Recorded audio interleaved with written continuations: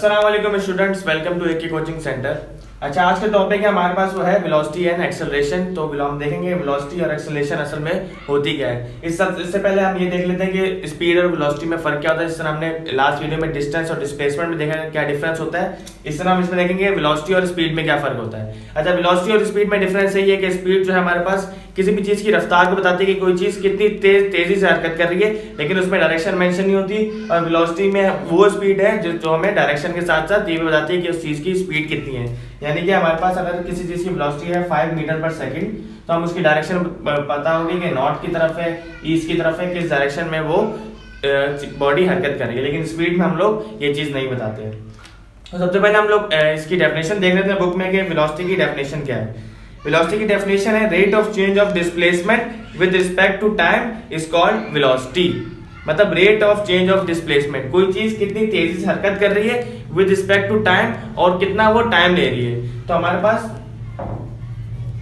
इसकी डेफिनेशन कुछ इस तरह से होगी कि वेलोसिटी इक्वल होगी डिस्टेंस को हम डिनोट करते हैं एस से और अपॉन टाइम से। मतलब हमें किसी भी चीज की वेलोसिटी निकालनी होगी तो हम इस तरह निकालेंगे कि उस चीज ने जितना डिस्टेंस कवर किया है और उसने कितना टाइम लिया है, हम डिस्टेंस को टाइम से डिवाइड कर देंगे तो हमारे पास उस चीज की वेलोसिटी आ जाएगी। किस तरह से, अगर एक चीज ने 10 किलोमीटर का हमारे पास डिस्टेंस कवर किया है और उसे टाइम लगा 2 सेकंड्स का, 2 सेकंड में उसने 10 मीटर का उसने सफर तय किया, तो मैं क्या करूंगा 2 को 2 1 2 2 5 10, तो 2 को मैंने 10 को मैंने 2 से डिवाइड कर दिया, तो मेरे पास जो टोटल मेरे पास वेलोसिटी आ गई वो आ गई मेरे पास 5 मीटर पर सेकंड। ठीक है, तो वेलोसिटी का हमारा फार्मूला होता है v equals to s upon t। Book में भी लिखा हुआ है हमारे पास, change in displacement upon time is called velocity. अच्छा, नेक्स्ट जो हमारे पास है वो है यूनिफॉर्म वेलोसिटी।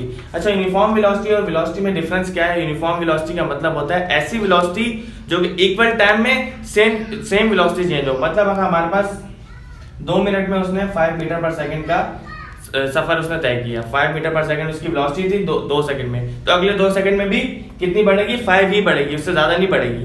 तो डेफिनेशन है इसकी, a body is said to have uniform velocity if it cover equal distance cover करे in equal time interval, equal time में इक्वल डिस्टेंस कवर करे इन अ पर्टिकुलर डायरेक्शन, एक खास डायरेक्शन लाजमी होनी चाहिए, तब हम कह सकते हैं कि ये यूनिफॉर्म वेलोसिटी है। ठीक है।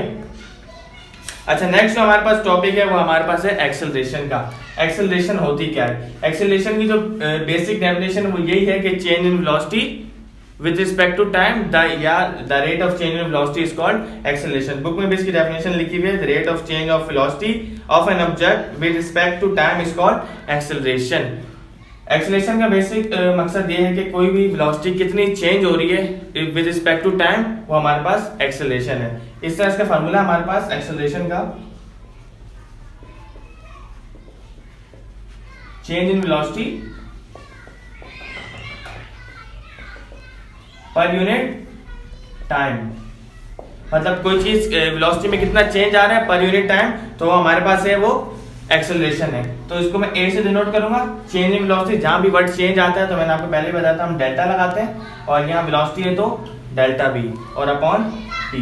तो एक्सेलरेशन का हमारे पास बेसिक फार्मूला क्या हो गया, डेल्टा वी अपॉन टी। तो डेल्टा का मतलब होता है चेंज। हमारे पास 2 किस्म की वेलोसिटीज होती है, एक होती है वी आई यानी कि इनिशियल वेलोसिटी, और दूसरी होती है हमारे पास वी एफ यानी कि फाइनल वेलोसिटी। तो हम लोग क्या करेंगे, फाइनल वेलोसिटी में से इनिशियल वेलोसिटी को माइनस कर देंगे और हमारे पास टाइम जो है वो डिवाइड हो जाएगा। तो इस तरह से हम किसी भी चीज की एक्सेलरेशन निकाल सकते हैं। यानी कि एक चीज की इनिशियल वेलोसिटी, फाइनल वेलोसिटी हमारे पास थी 5 और इनिशियल वेलोसिटी है मेरे पास 3, तो 5 में से 3 मैंने माइनस कर दिया और अपॉन में टाइम कितना है मेरे पास 2 सेकंड का।